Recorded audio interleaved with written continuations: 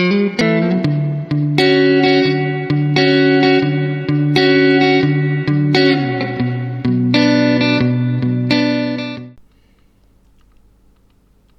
book lovers, my name's Sophie Elise and welcome to the Indie Author Sharing Hub, where I bring you information on books by independent authors so that you don't have to dig through the vast world of the internet to find your next favourite read.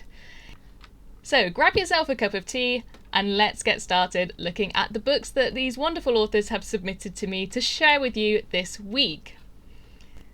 The first book I have for you today is Gaijin Samurai by Yergush Stuko.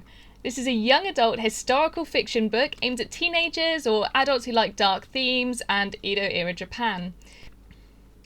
So I've been given a little bit of background about this book as well. It was illustrated by Masaya Murasatsu, a Japanese artist that the author met whilst travelling Japan. The book features some mild alcohol abuse and comic book level of violence to keep the action going. Each chapter has 2 original illustrations and the whole book is mimicking the author's actual adventure in Japan. There are some hidden twists which will become apparent only during the second reread to very observant readers.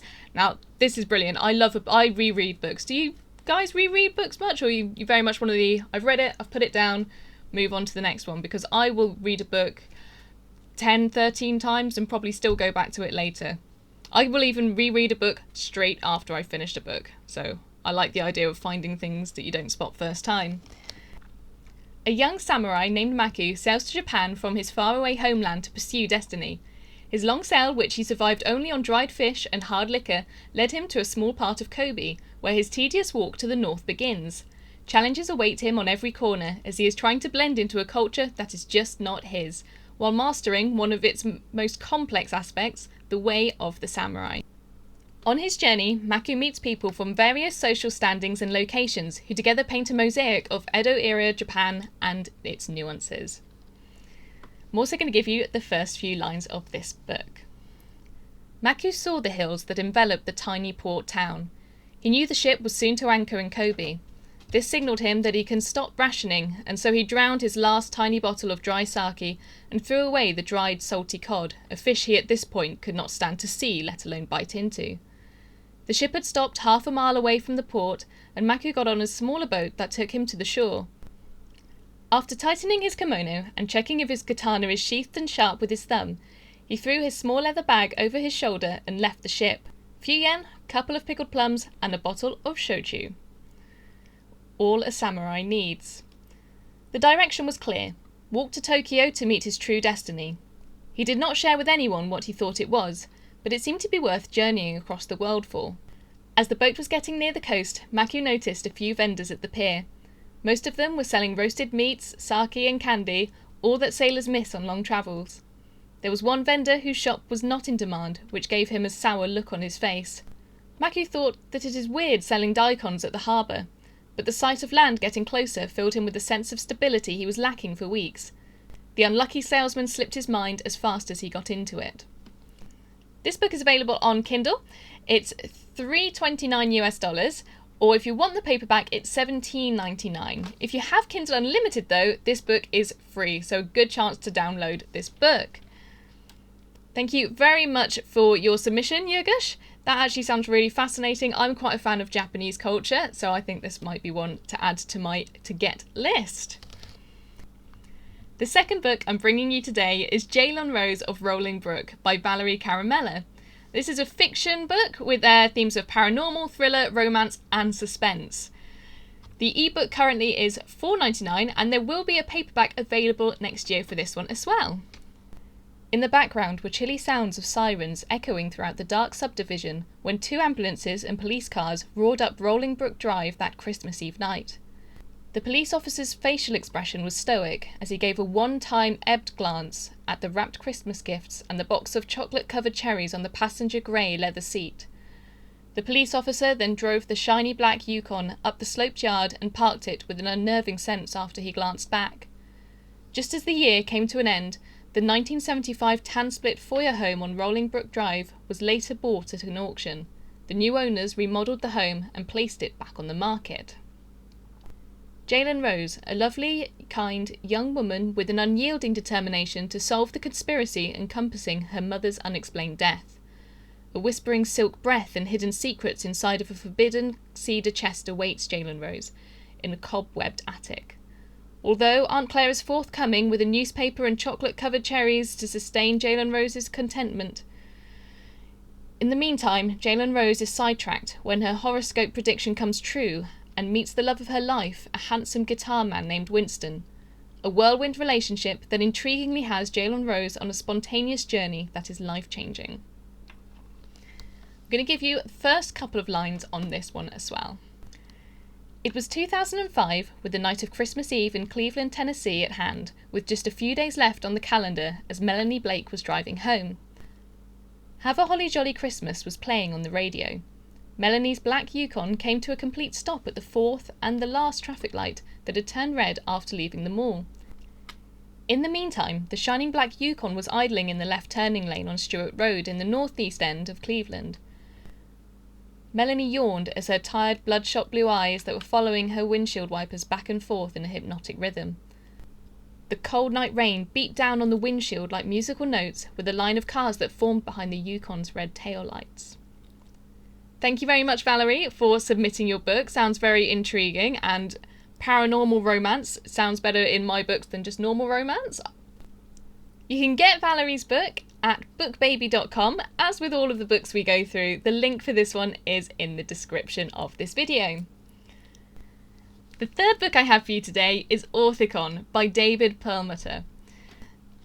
And this one is a science fiction book.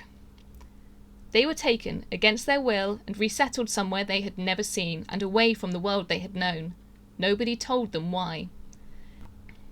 In the remarkable new debut novel by David Perlmutter, the stars of a beloved art form known to the world over, animated cartoons made for television, are seen in an entirely new and unique way as real living beings, and you'll be amazed at how real they end up being. They found that out themselves. So again, I've got a couple of lines from this book.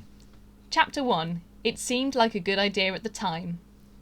Personal diary of Sam Sneed. Deputy Director Bollocks called me into his office this morning, and knowing our often frosty relationship, I could only foresee bad news coming. I had, after all, made a perfect ass of myself at the Christmas party, or at least that's what Francis told me after I recovered my sobriety after the event. Our routine in this thing is pretty much set. I do something dumb, and he rakes me over the coals as soon as he finds out about it. Lately, I've been doing it a lot for some reason, so he's yelled at me a lot. Granted, I was a bit out of line pistol whipping those Middle Eastern guys at the mall, but somebody's got to pay for 9/11. Anyhow, my sense of concern was at a level unusually high for me as I negotiated by the stairs the 3 floors between Bollocks' office and my own. The elevator wasn't working, again. How I relished the thought of being a victim of yet another of his self-serving, sanctimonious tirades. Sweet, trustworthy, dependable Bollocks. That's what they all say about him. But they don't know the dark side. The guy capable of cowing and killing off entire anti-terrorist units if they screw up even the tiniest amount. And I was sure that he had that fate in store for me. That sounds amazing. Thank you so much, David, for submitting your book. That sounds really good. I'm caught in by this one. The Kindle edition for this one is only £7.90. That's in pounds UK. You can get the paperback for £15.82 as well. I don't know why people think books are expensive. I mean, for how much joy you get out of a book? Like if you go to a cinema, you'll get 2 hours maybe for £16. Now, I'm going to take a Harry Potter book as an example because, you know, you might spend around sort of 10, 15 for that as well. But you get like 32 hours entertainment. How amazing are books? Everyone should love books. The fourth and final book I have for you today is by Leslie Swartz, and it's called Seraphim, the 7th Day Series, Book 1. The target audience for this book is 18+, and if you're a fan of Patricia Briggs, Anne Rice, Charlene Harris, or TV shows like Supernatural and Buffy, then this is a book for you. So it contains a lot of graphic language, sex, and violence. Sounds good to me so far.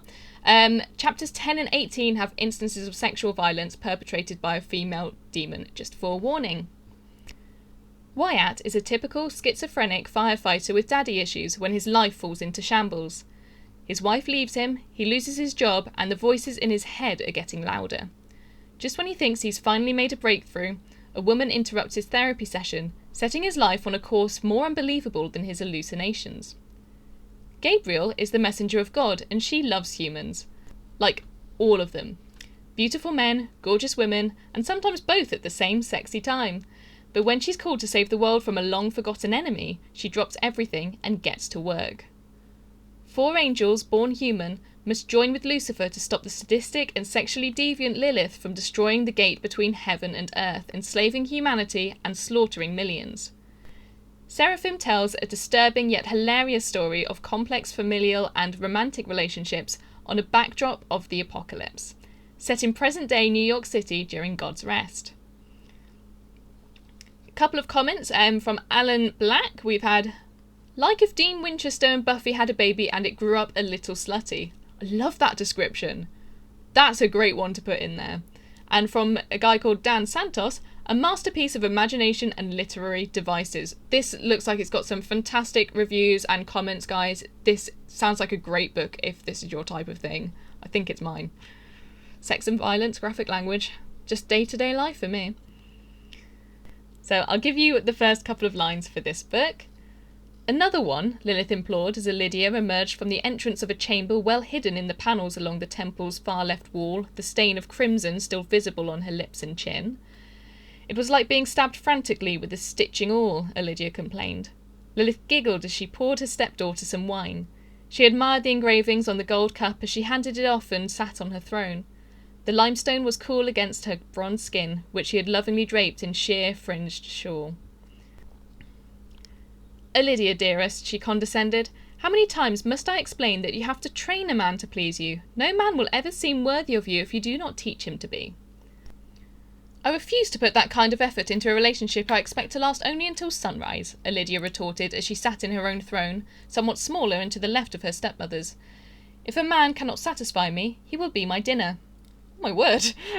Okay, that was an unexpected sort of last line then, but I absolutely love it. Again, I'm adding so many books onto my list, guys, and I know I've said this before, but this is absolutely why I love doing this channel, because I would never have found these books in the vast world out there. There are so many books through Kindle and Amazon, and when I go into a bookstore, it's a lot easier. I go to a section that I know that I like, and I read through the blurbs until I find one I think suitable, or the cover catches me. I know, don't judge a book by its cover, but we all do it, don't we?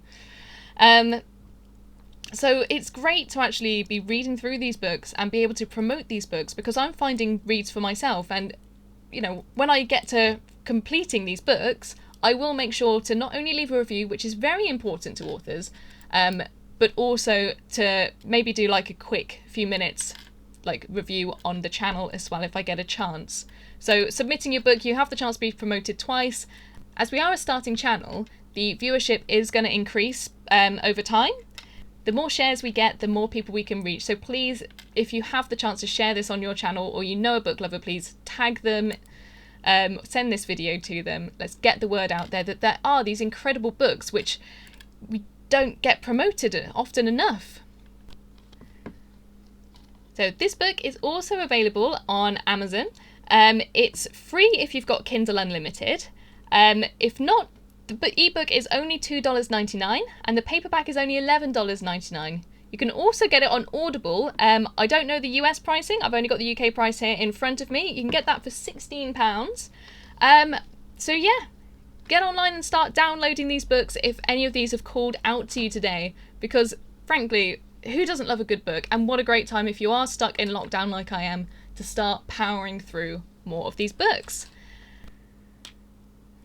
Just a reminder that my own book, Discordia From the Ground Up, is available on Amazon as well. And from today, I am running a 1-week promotion on this book. So it's only $2.99, it's normally $3.99. So I've taken 25% off for a week only, just to give you guys a bit of a discount if you want something to read for yourself. If you're into dystopian science fiction novels, then this is a great book for you. Also, I recommend if you work in retail, because I think when you work in retail, you think nothing can be worse, but imagine being stuck at your workplace for the whole of lockdown. Like if the whole place just shut down and that was it, you were stuck there for a certain amount of time. How would you cope with your colleagues? Would you enjoy them? Or would there be people there who drive you up the wall? As always, the links for the books that we've seen today are in the description below, and thank you so much to every author who submitted to me to show their books this week. If you're a self-published author and you would like your book to be featured on the channel, there is also a contact me link below, so just follow that, read what you need to submit, and I will get you on the channel as soon as I can. Thank you to all of you listeners for joining me today, and I hope to see you in the next video. Happy reading!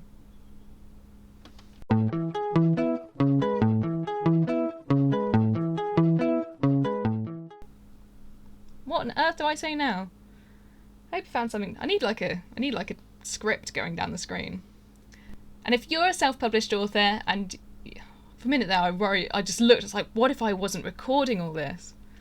In the remarkable new debut novel by In the remarkable new debut, that's what happens when a Dave gets a debut novel. It's a debut. You should use that, David, if you got this far into the video. Definitely use a debut for all of your release books. It's our word now. All the links for the books we've seen today are down below. Down below. It looks like I'm pointing to my crotch. Maybe we don't do that. If you come down here, I've got those links. Hope you don't find those links by my thigh. Okay, I really need to stop doing stupid things. Oh.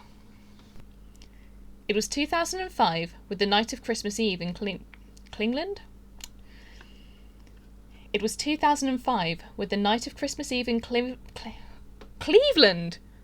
I've said this word before. I watch Family Guy. I know the word Cleveland. And police cars roared up rolling Brook. I cannot speak today. Today's tea is brought to you by Bird and Blend. I swear I just go around London just to try some tea. What I've got today is Winter is Coming. That's by Bird and Blend, and it's got like chili but also peppermint in it. So it's really nice heat cool. I don't get paid to plug in tea, by the way. I just think it's a good suggestion. He drew his small leather and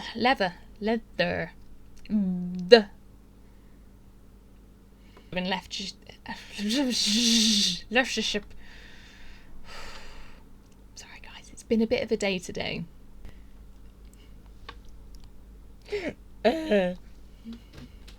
I've been given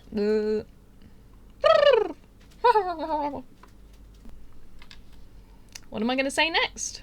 Who knows? You didn't practice, you didn't rehearse. And I've been having a very strange day.